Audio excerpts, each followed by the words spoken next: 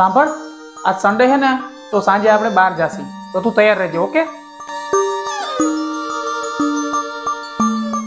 ચાલો ફટાફટ કામ પતાવી અને હું તૈયાર થઈ જાઉં. હમણાં અમિત આવતા જ હશે.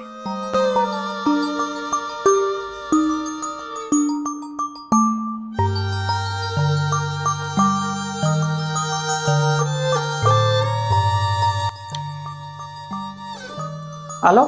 ક્યાં છો તમે? હું તૈયાર છું. આજે તમે મને બહાર લઈ જવાના હતા ને, યાદ છે ને તમને? એ સોરી યાર, આજે હું નહીં આવી શકું. બિઝી છું. આપણે આગલા રવિવારે જાસી. ઓકે?